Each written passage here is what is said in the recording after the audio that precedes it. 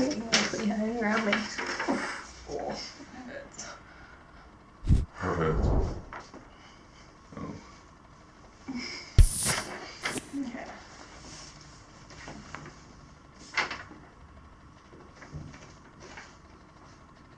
Yes. What would you like to talk about today? Oh God. All right.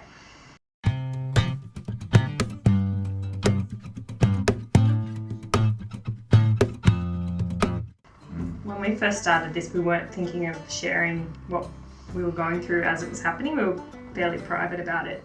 And so we didn't want to share anything, but we thought we might just make this video to kind of catch you up on everything that's happened with our infertility journey up until now.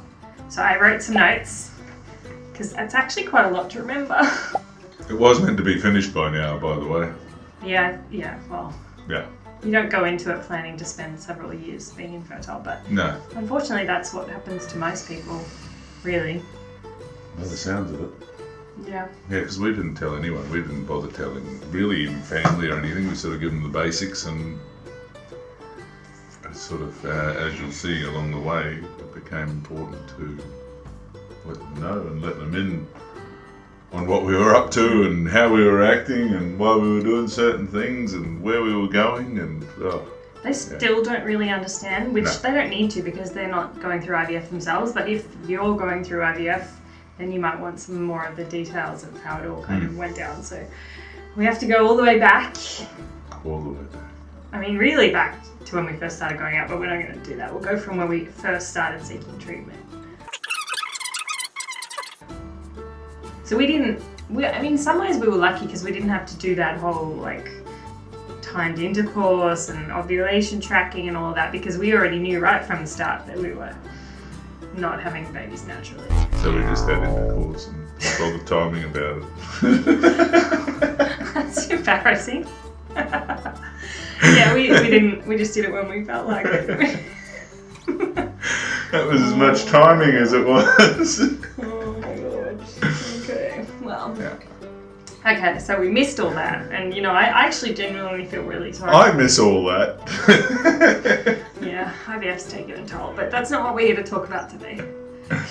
I genuinely feel sorry for people who have to go through that, because it is quite challenging, and we don't really know about that. We just knew that, well, John knew straight away that he had to get treatment. Yeah, I basically needed help to get my sperm to an egg of sorts. So I basically just started looking down those roads. Yeah, pretty early on in our relationship, John took himself off to the doctor. And how did you choose the doctor? I actually hadn't had a GP since my cancer, so I actually hadn't been back, and I had to find one, so I just looked up the closest one to the house, and then the same thing, once I got my sperm sample back, there's big donuts. It was like, she mentioned that I needed to look further, and so even finding a reproductive specialist was another one where I just went online and went closest. And it's kind of like, since it was so early in our relationship, I kind of left that up to you and didn't, because it was also kind of too early for us to... I sort of didn't know what I was doing initially until I sort of, and then I'm like, oh. Because it was kind of too early for us to even be talking about having kids. But at the same time, John knew that he had an issue and it needed, I mean, it's always better to get it sorted out earlier rather than later, even if you're not quite ready. Mm-hmm. Yeah, so it was good that you went straight Still in. a young fella though, and hard. And hard. Well, but yeah, basically because of the cancer there was 0 sperm. Just proves you don't need sperm to be a real man. No.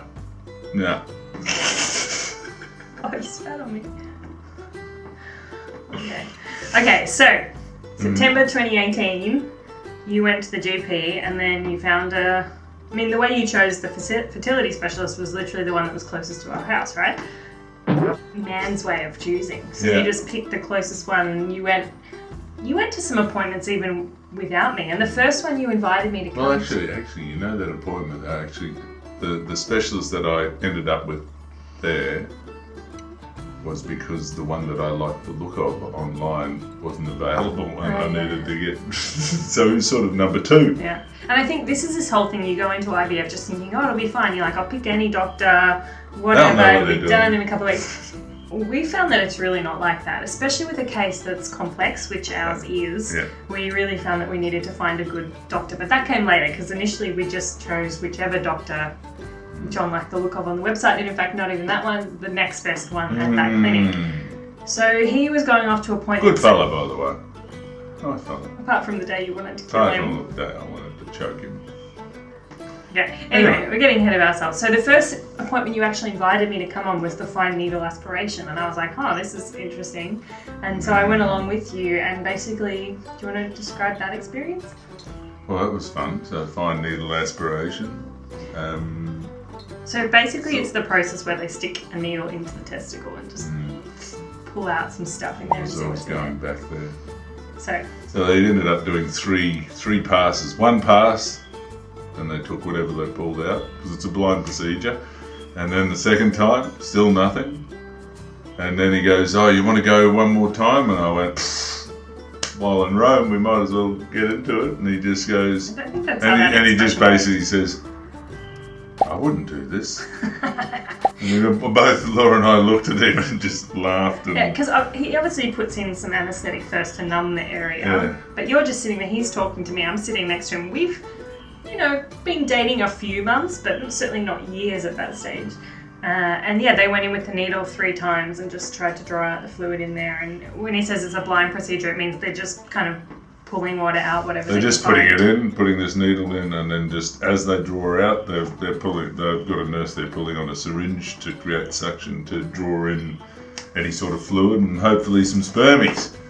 Yeah. They dodged the bullet on the first 2 for me, and then the third one they found. No, they found one. tubules. They found one. We didn't find out until days later that they found one. They found one. So it was like 24 hours later we got a call where they said that they found 1 immotile sperm.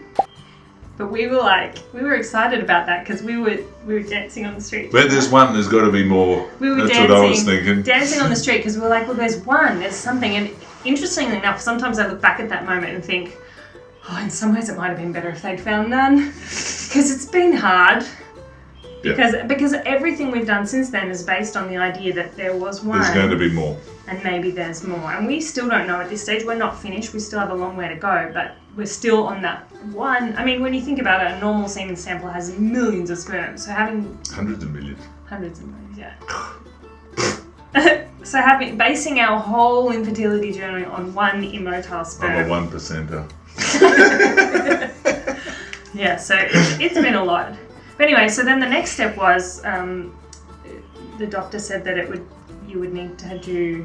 Did he offer micro teaser at that point? No, yeah, he did mention. Actually, we came back in, and that was when he said to miss out the biopsy because of what that would do would leave multiple scarring.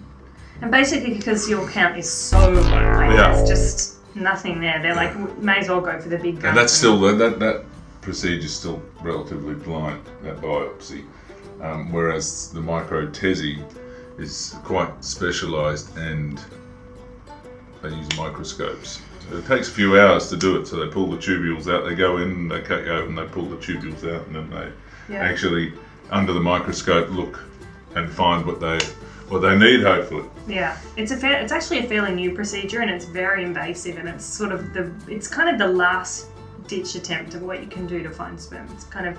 So it's my one shot. Yeah, and we haven't done it yet because then what happened was in December 2018, the idea was that I would do 1 IVF cycle and they would try to time my cycle with his surgery. Yeah, that's right. So that the eggs that I produced on that day, Jon would have his surgery the same day as me, and then they would be able to put the sperm and the eggs together. There was a fatal flaw in this plan.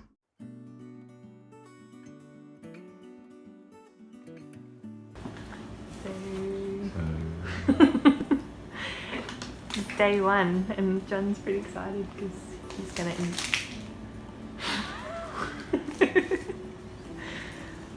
Anyway. Yeah. That's all. Yeah. Here we go.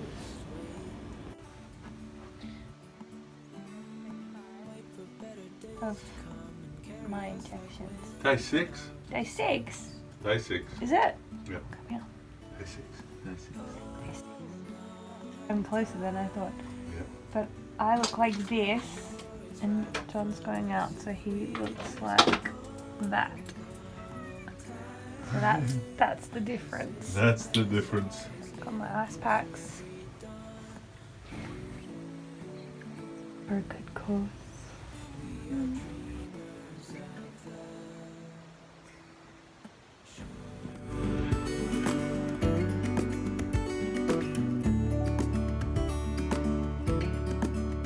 There was a fatal flaw in this plan, which, in a way, like there's only two We doctors. were unaware of. We really didn't understand this process, and in some ways we're thankful that things kind of went wrong because there's two doctors in Melbourne who can perform the microtesting procedure, and the more research we've done, we're like, okay, the one that we were going to have it with was probably not to be trusted.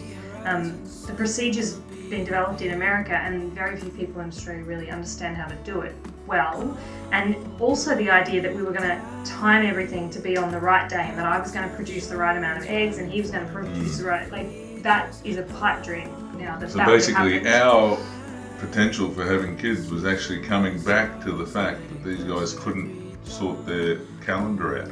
Well, yeah, that was the problem as well. They couldn't even get their dates aligned. And also the important thing to realise as well, you can only do the microtesting once because it completely blows up the testicles. John's only got one testicle, so there's like no, like you can only do it once. And if we had gone ahead and done it with these doctors, we would have completely blown our chance. So as, you know, fate would have it, fate stepped in because I started my cycle. So it was always kind of nice. I kind of liked that clinic because it was all very like clean, and they gave us free chocolates and a cup of tea, and it's such a weird experience because it's so like a boutique, like nice place that you go to, but then they do this kind of weird medical stuff. Yeah. But anyway, so I went in and do you remember I was all like funny when we were getting the meds because you were being all paramedic-y and I didn't even understand what was happening, and I got upset with you because I was like, I don't understand. And you were like being like, yeah, cool, to the nurse and saying, oh, yeah, we got it. And then, but I was like, I don't understand. But I mean, it didn't matter anyway because you were going to look after me. But I was completely out of my depth at that time. And I would add as well, because I had no diagnosed fertility issues, I was like, it's going to work perfectly. I don't have to worry about it. I'm a good age. I'm going to go in, I'm going to do that. I'm going to produce loads of eggs. They're all going to be great eggs. And I'll be pregnant in a month. I literally was that thing that every female does. They count out 9 months from their IVF dates and plan when their baby's going to be born. And you can't stop people from doing that when they first start, but it is completely useless because it so rarely works out the way that you plan it. And so I was all in that place. I hadn't read any books about IVF. I was like, I'll just do what they tell me. It'll all work. It'll all be fine. So it was a really big shock because when I went in for my first internal ultrasound, I went by myself. Jon was at work, and I just went in. And you weren't even sure. You didn't even know it was going to be an internal ultrasound. No, that's right. I went to the ultrasound, and I thought they were going to. I remember you saying. Yeah. So this was a shocking day for me because I went in. And I thought they were going to put the stuff on my tummy and do the ultrasound on the outside. I walk in, and there's the big wand thing that they stick up you. Yeah. So that was a shock to start off with, but then I was like, cool, okay, I can do this, kind of like a pap smear, and then they put it in and I'm lying on the bed, and then he starts looking around, and I noticed that he was getting a little bit like quiet, and I'm like, what's wrong? And he said, oh, well, there only seems to be 6 follicles here, which, they were expecting, a really fertile woman need to have maybe 20. I know it's different for different people, and if they have PCOS, they might have more, which isn't good, but for me to only have 6, it was like, okay, that's no good. And so I came out of that and I burst into tears, and I called Jon and I was like, I don't understand, like why aren't I producing the right number of follicles? And to his credit, well, he called us in for a meeting like the next day, and you came this time. And this was the only time that I'd ever seen you actually get angry. Yeah. Which you don't get angry, but and it was more just we didn't know what we didn't know. I didn't really understand the process, and I didn't know how many eggs we needed, but he had dropped into conversation a few times that we'd need about 20 for it to be successful. So knowing I had 6, I knew something wasn't right. And also, like, him not being able to set up a schedule and there was a moment where he kind of said to us, he almost revealed the fact that he didn't know how to deal with our case. Like the combination of you with the microtesting and me with the low follicle count. And they hadn't frozen that one sperm as well. Which was Well, it wouldn't which have sort of- frozen. No, but It wouldn't have been successful. It still could have been useful to us if they'd frozen it. yeah. Even though we wouldn't have been able to use it. But yeah, John was like, it got to the point where he was like, I don't think I'm the right doctor for you. Which, to his credit now, looking back, I'm actually really grateful for.